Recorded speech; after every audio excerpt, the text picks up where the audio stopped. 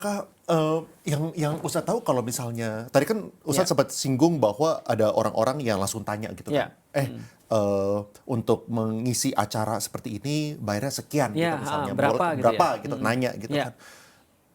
Emang biasanya yang follower sampai jutaan gitu, ini nggak tahu apakah boleh ya, spill atau enggak ya? Maksudnya oke. biasanya tuh rata-rata emang orang expect-nya berapa gitu? Aku pernah dapat beberapa orang yang ngisi kajian-kajian. Aku pernah dapat ada yang misalnya ada yang ketika dipanggil ngisi 1 jam itu 8 juta.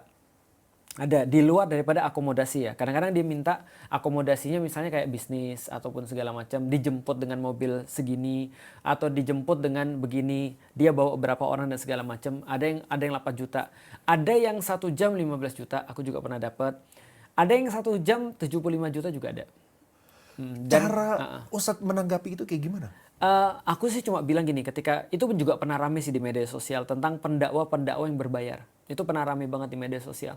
Aku cuma menanggapi gini, itu permasalahan cuma etika aja. Karena secara hukum boleh untuk misalnya ketika mengajar dibayar, dan boleh juga ketika dia memberikan tarif ketika mau memberikan kajian di satu tempat.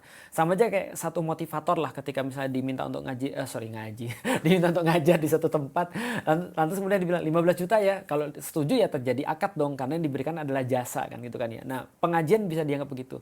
Secara hukum boleh, cuma balik lagi secara etika. Sekarang aku mau nanya sama kau Lewan, di dalam Islam tuh sholat tuh wajib kok. Jadi seorang muslim wajib untuk sholat 5 kali sehari. Pertanyaannya, kalau aku nggak sholat hukumnya apa? Karena wajib sholat, kalau nggak sholat hukumnya dosa. Nggak, itu dosa-dosaku sendiri. Pertanyaannya, kalau itu adalah kewajiban, aku sebagai seorang muslim, aku bilang sama kalian, kok mau lihat aku sholat nggak kok? Kalau mau kok harus bayar aku kok 5 juta aja. Kalau kau mau lihat, kalau kalian mau bayar aku untuk lihat aku sholat, boleh nggak? Boleh.